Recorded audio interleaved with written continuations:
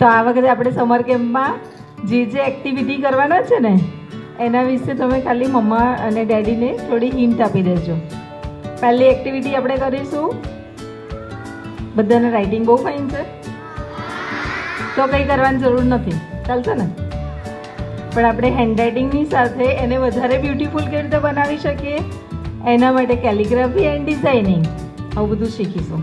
Okay, second એક્ટિવિટીમાં આપણે વૈદિક maths અને ટીચર્સ આપણને બહુ જ બોલે ને શાના માટે ટેબલ્સ અને હે ને એડિશન, સબટ્રેક્શન, મલ્ટિપ્લિકેશન એ બધું ટીચર્સે કરીને બતાવીશું. સરસ. નેક્સ્ટ યર ત્રીજી એક્ટિવિટી, કોણ બધા રૂબી ક્યુબ રમો છો?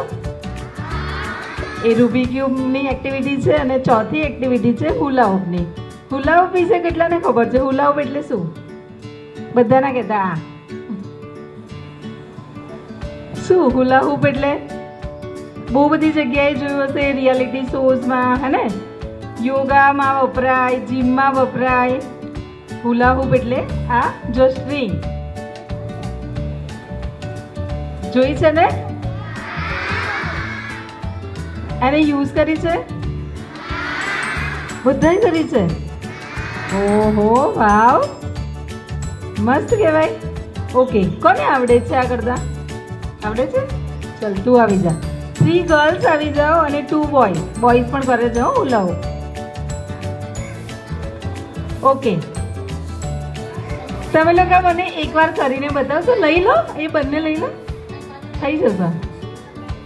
આવી જાઓ. હા, ચલો મને બતાવશો? ઓ વાવ, પડી ના જતો બેટા, તું નીચે ધ્યાન રાખ. અહીંયા આવી જાવ. સુપર.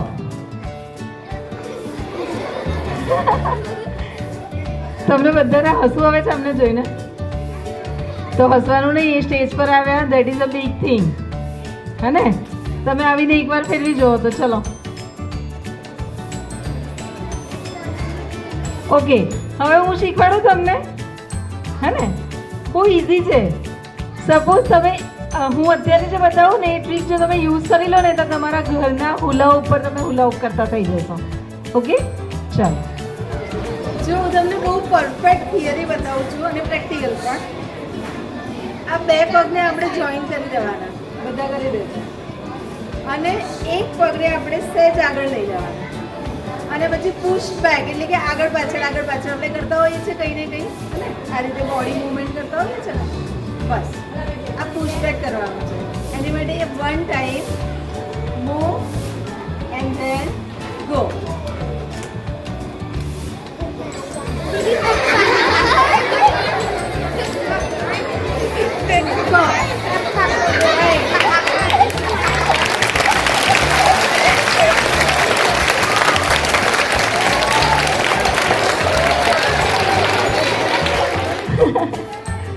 બધાને આવું જ થશે ફર્સ્ટ ડે પર.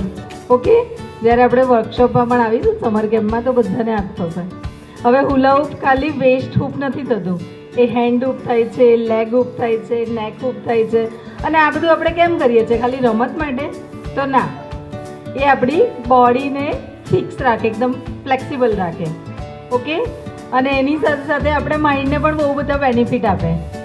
જે હું તમને આજે બધા બેનિફિટ નહીં સમજાવું, જેમ જેમ આપણે સમર વર્કશોપમાં શીખીશું આ એ રીતે હું તમને બધા જ બેનિફિટ સમજાવીશ. ઓકે ઓકે, વેવ કરવાનું થોડું. ઓકે, એન્ડ દેન અહીંયાથી છે ને તમે ઘરે ઉલાવો હોય ને આજે ટ્રાય કરી લેજો બધા. Okay, push and go.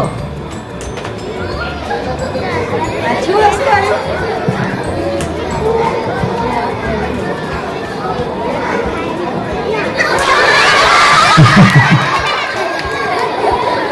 જેમ જેમ પ્રેક્ટિસ કરીશો એ પ્રમાણે તમે કરી શકશો. પણ જ્યારે કામ આપણે લેફ્ટ હેન્ડથી કરીએ, ઓપોઝિટ હેન્ડથી કરીએ તો આપણું સીધું એની અસર ક્યાં થાય છે? માઇન્ડ. ઓકે, ચલો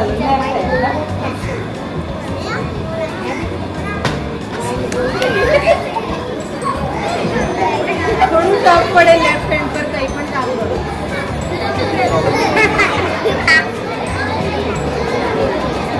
ઓકે,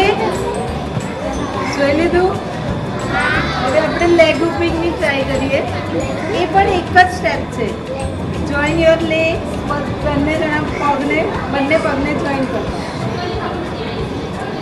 પહેલા કમરથી કર્યું, પછી બે હાથથી કર્યું. ઓકે, અને કંઈ જ નહીં કરવાનું. ઘરે પણ તમે મૂવમેન્ટ કરજો, બહુ ઇઝી છે. ખાલી નીથી બેન્ડ થવાનું. 1 2 1 2 1. ઓકે, હવે ઢીંચણ પાસે. તમે કહેશો ત્યારે સ્ટોપ કરીશ. માત્ર તમારો હલવાનું ને રિંગ ફર્યા કરે. બસ જોઈ લીધું. કરું. 25 થી વધારે આવી ટેકનિક હશે અલગ અલગ, જે આપણે ડેમોમાં ટાઈમ ઓછો હોય. તમારે બધા એક્ઝામની પ્રિપેરેશન કરવાની છે ને? હા. ઓકે, તો આટલી બધી ટેકનિક હશે જે આપણે સમર વર્કશોપમાં શીખીશું. ઓકે, ચલો, થેન્ક યુ સો મચ.